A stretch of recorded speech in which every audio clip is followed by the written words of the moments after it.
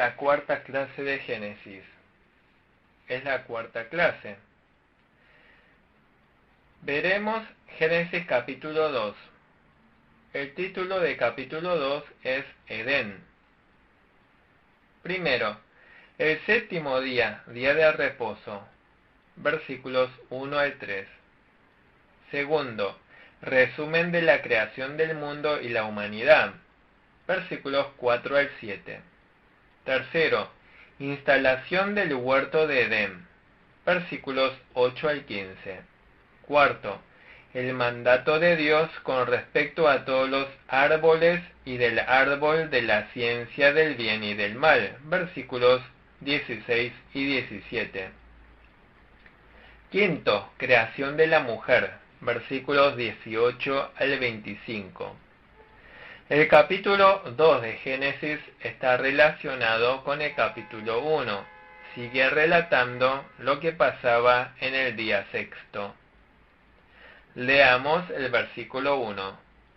Fueron pues acabados los cielos y la tierra y todo el ejército de ellos.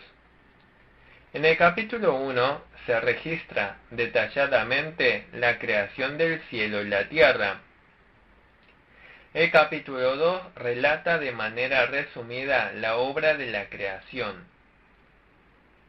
En el presente pasaje bíblico habla de manera detallada sobre el día de reposo y el huerto de Edén.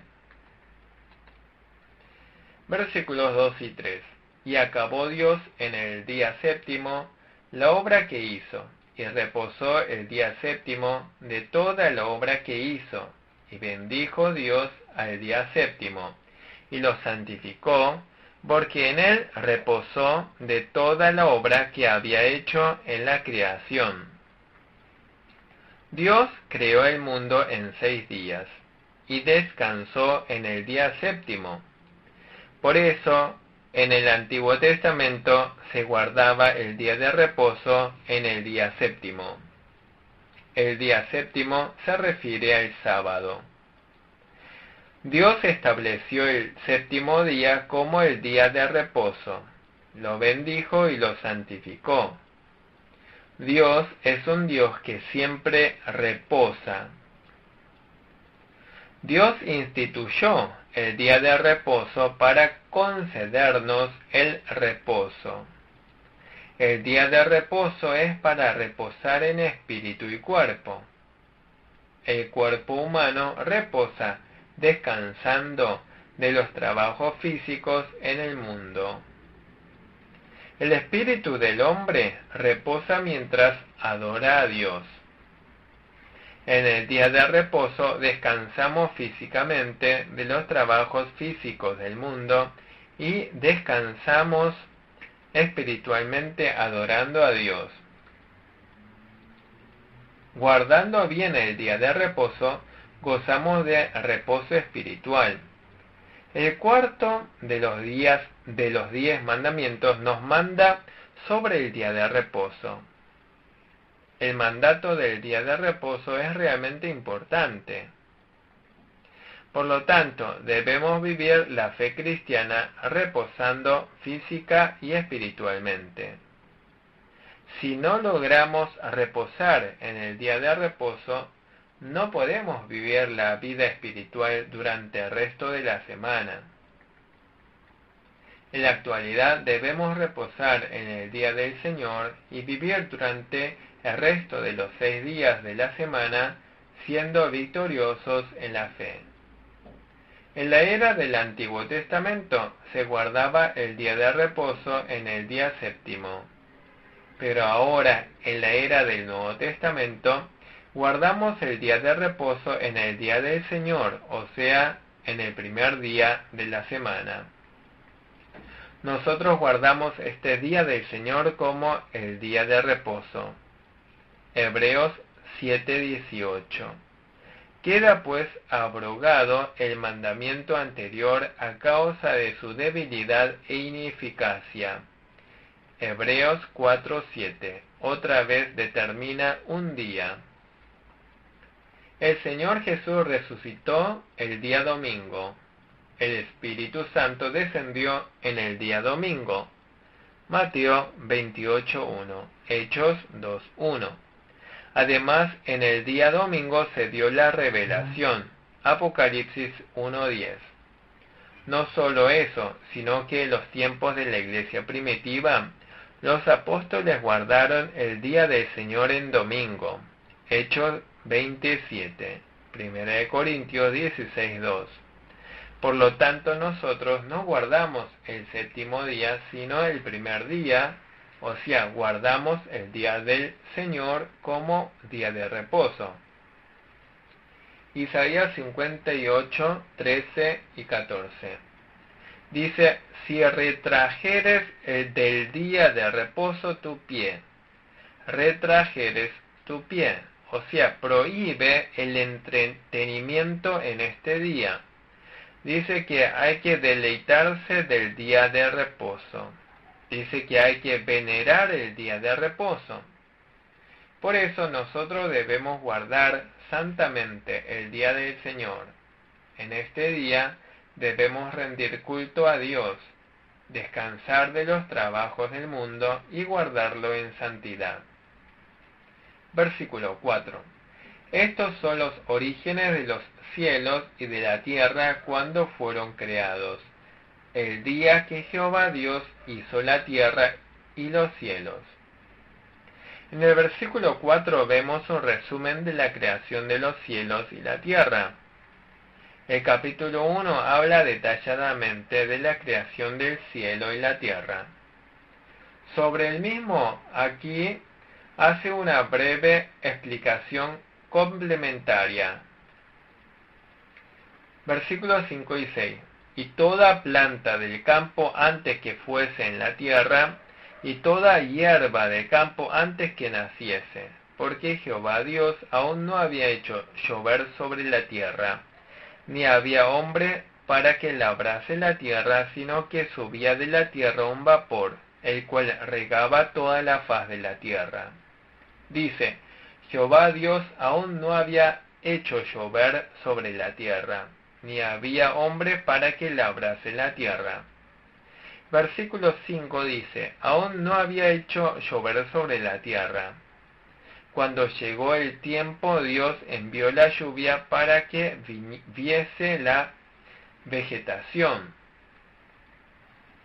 Versículo 7. Entonces Jehová Dios formó al hombre del polvo de la tierra, y sopló en su nariz aliento de vida, y fue el hombre un ser viviente. ¿Cómo creó Dios al ser humano? Dios creó el espíritu del hombre según los atributos de Dios. Capítulo 1, versículo 26. Dios creó el cuerpo del hombre. Dios creó al hombre en cuerpo y espíritu. Dios sopló aliento de vida en su nariz. Aliento de vida en hebreo es Nishimat Chaim. Nishimat Chaim. Significa respiro de vida. Significa respiro de vida, no es el espíritu. El espíritu del hombre ya había sido creado a imagen de Dios. El cuerpo fue hecho del polvo de la tierra y fue unido al espíritu. Dios hizo el espíritu y cuerpo del hombre y luego sopló el aliento de vida. O sea, le sopló el respiro de vida. Por inspiración vital y espiritual, Dios le dio la vida al hombre. Así llegó a ser un alma viviente. Alma viviente en hebreo es Nefesh Chaya. Nefesh Chaya significa hombre viviente. Ser viviente significa ser viviente, que llegó a ser un hombre vivo. Por lo tanto, cuando Dios sopló aliento de vida, llegó a ser un hombre vivo. A diferencia de los animales, seres humanos, necesitamos que nuestra vida esté unida a Dios. Entonces llegamos a ser seres vivientes. así como los pámpanos necesitan estar unidos a la vid. Nuestra vida necesita estar unido a Dios. Versículo 8. Y Jehová Dios plantó un huerto en Edén, al oriente, y puso allí al hombre que había formado. Estaba el huerto de Edén, huerto de Edén. Edén significa jardín, huerto, paraíso. Significa huerto, jardín, paraíso. Era un lugar sin pecado ni muerte. Dios creó este huerto de Edén en algún lugar de la tierra. Nosotros no sabemos con precisión dónde queda, pero mediante los nombres de los ríos podemos suponer que es una región del Medio Oriente. Como sea, luego de que Adán y Eva pecaran, el huerto de Edén desapareció. Versículo 9. Y Jehová Dios hizo nacer de la tierra todo árbol delicioso a la vista y bueno para comer, también el árbol de vida en medio del huerto, y el árbol de la ciencia del bien y del mal. En el huerto de Edén había muchos tipos de árboles. Podemos clasificar grandemente en 3 grupos de árboles. Primero, árbol delicioso a la vista y bueno para comer. Dios creó muchas frutas para que el hombre pudiera comer. Dios creó en abundancia y suficientemente. Es el símbolo de la gracia general, la gracia de la naturaleza. Dios ha otorgado a la humanidad diversas clases de gracia para que podamos vivir y comer en el mundo. Pero estas clases de gracia no tienen que ver con la vida eterna. El segundo árbol es el árbol de la vida. Este árbol simboliza a Jesucristo. Agustín también sostuvo que este árbol de vida simboliza a Jesucristo. El árbol de la vida es símbolo de la gracia especial. Es lo que nos da vida eterna.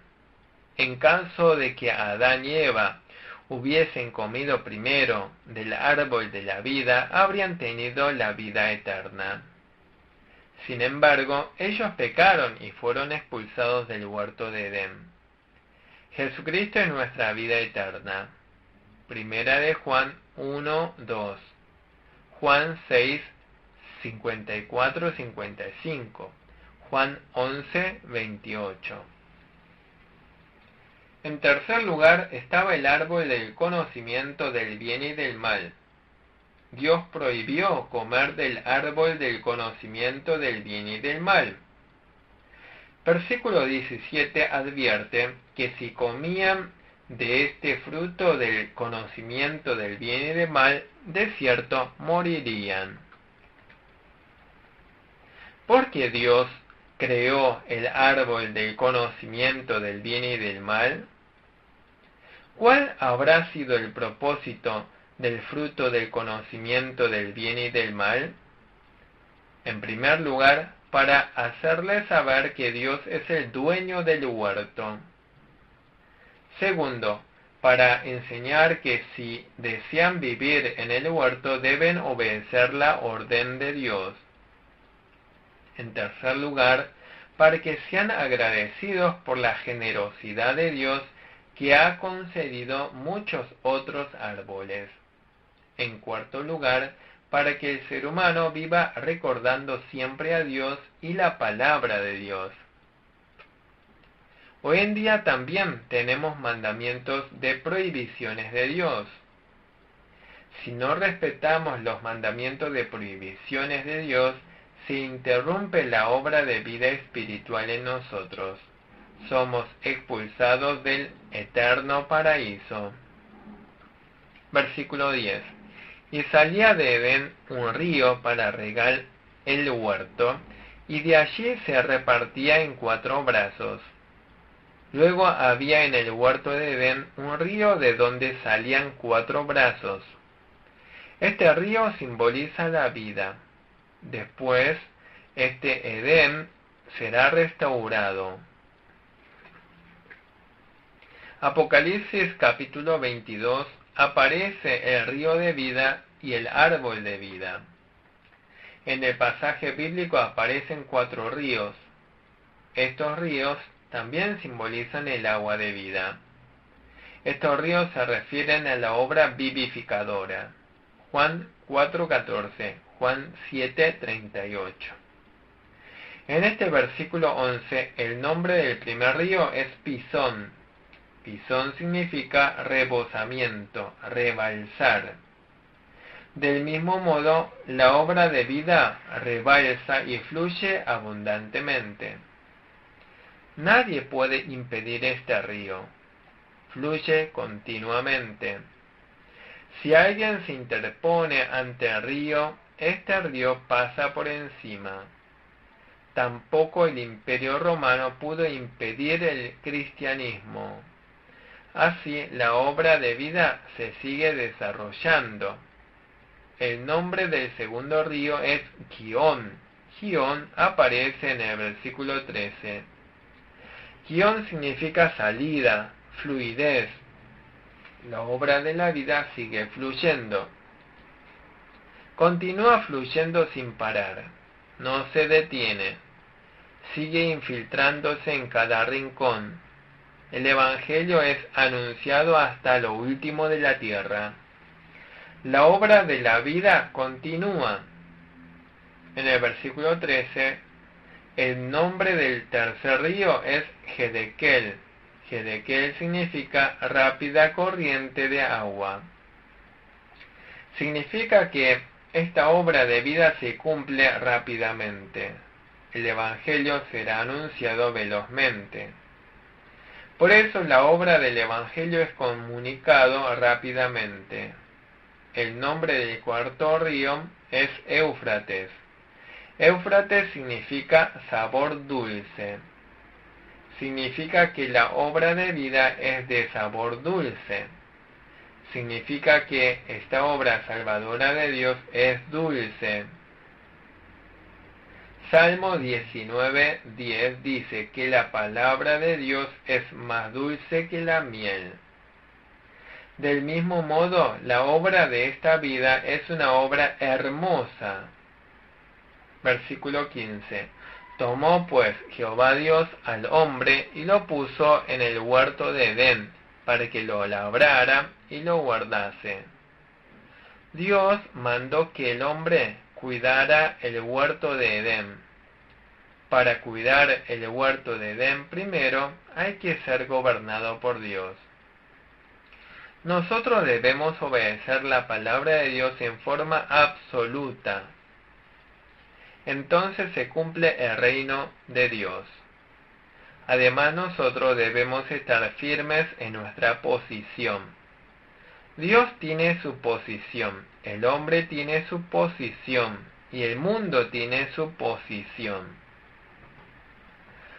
Por lo tanto, el hombre debía afirmarse bien en su posición. Debía cumplir fielmente su cargo y responsabilidad. ¿Cuál es la forma de cuidar el huerto de Edén?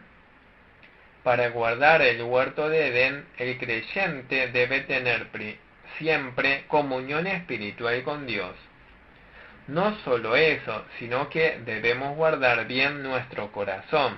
Proverbios 4:23. En tercer lugar, debemos servir a Dios como el dueño de nuestra vida. En cuarto lugar, debemos guardar fielmente el mandato de la prohibición de Dios. Versículos 16 y 17.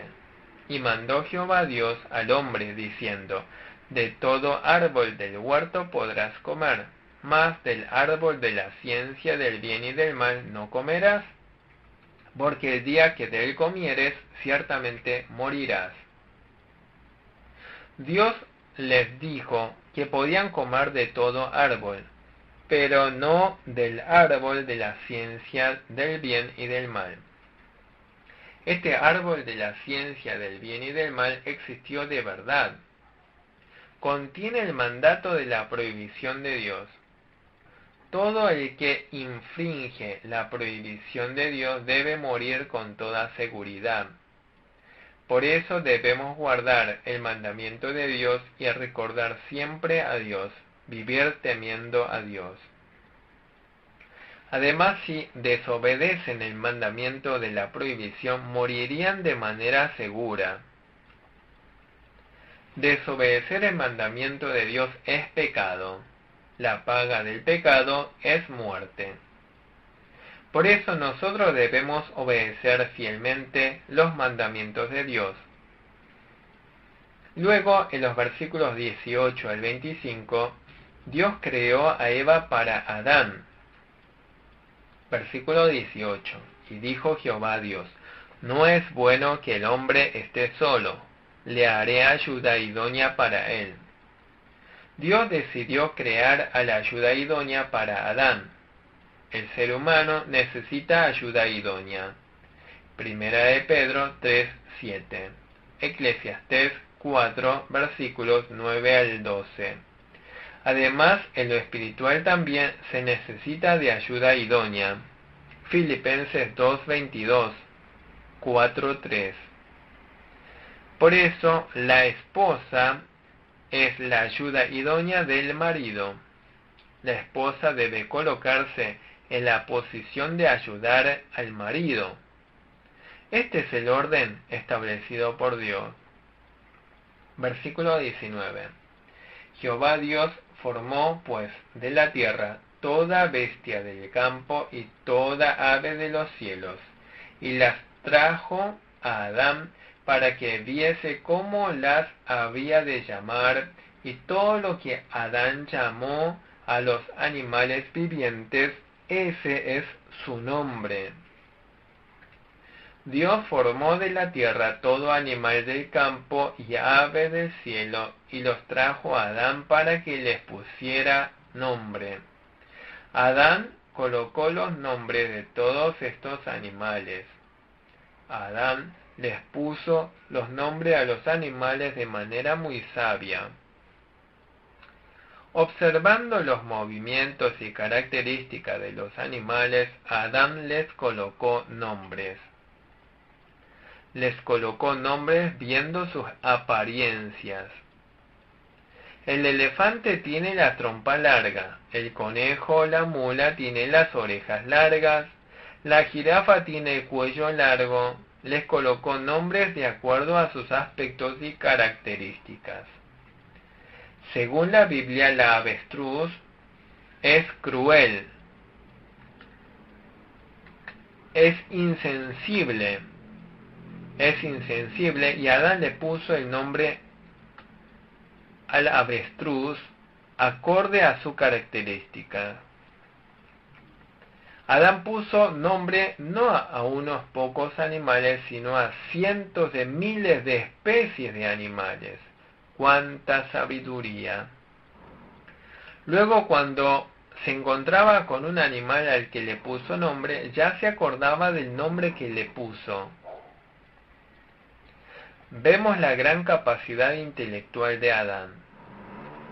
Dios hizo a Adán muy sabio.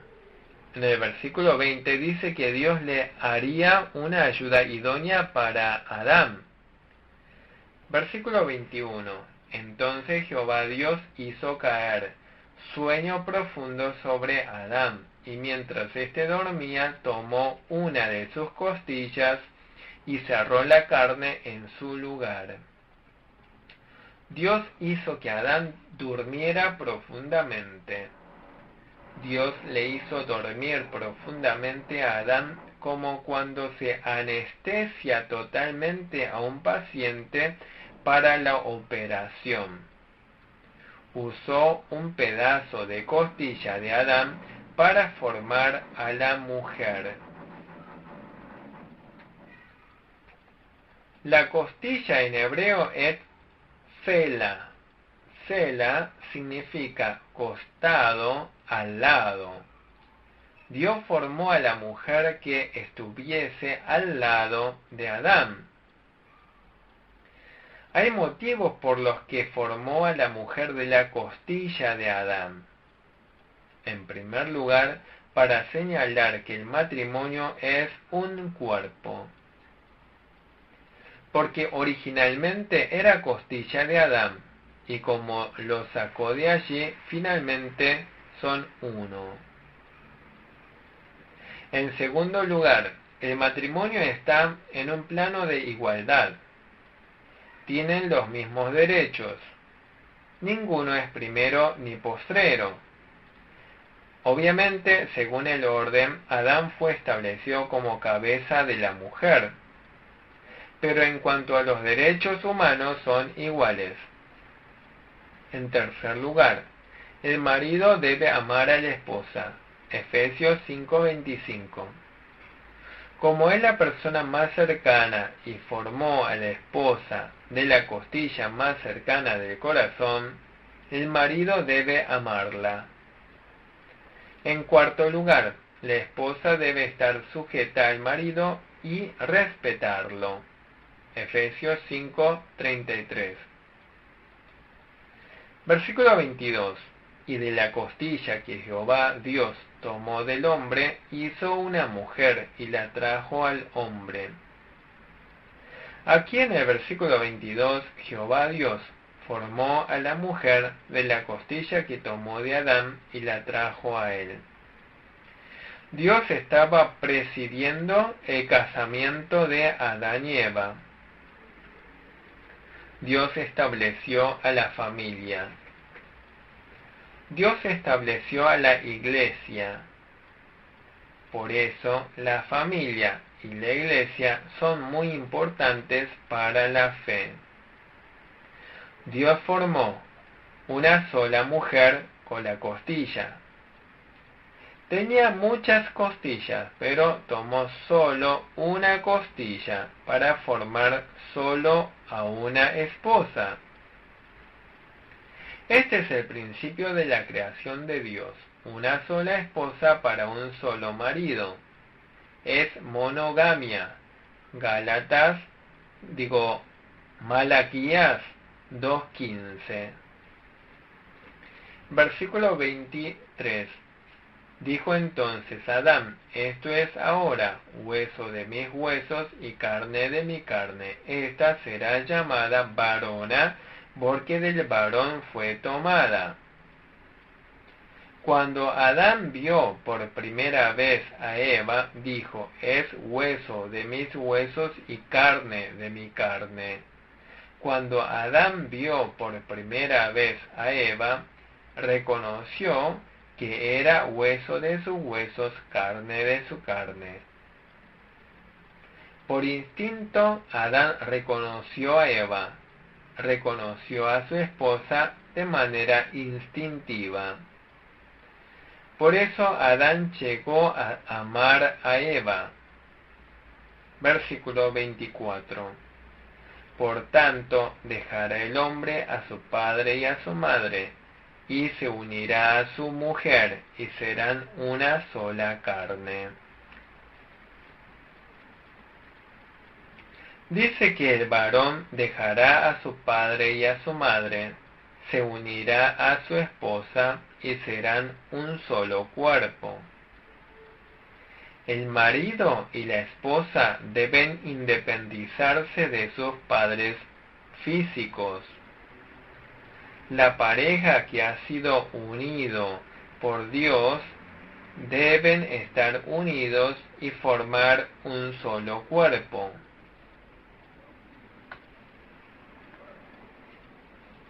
¿Qué significa? ¿Que los hijos dejen a sus padres? Pueden alejarse inmediatamente o no de su familia de origen. Pueden salir a vivir en casa separada o no. Alejarse de los padres significa estar independizados económicamente y mentalmente. Significa que hay que estar psicológicamente maduros y desarrollados. No hay que comportarse como niño incluso después del casamiento. También los padres deben dejar ir a sus hijos. Deben encomendarlos a Dios. Deben permitir que los hijos reciban la guía de Dios. Los padres deben orar por ellos. La pareja del matrimonio es un solo cuerpo, porque la esposa fue formada de una costilla del cuerpo.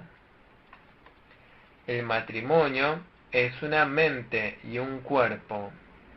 Tiene que haber unidad de mente. Para lograr la unidad hay que tener la mente de Cristo. Marido y esposa deben adoptar el corazón del Señor Jesús. ¿Cómo es el corazón de Jesús? El corazón de Jesús es de servicio.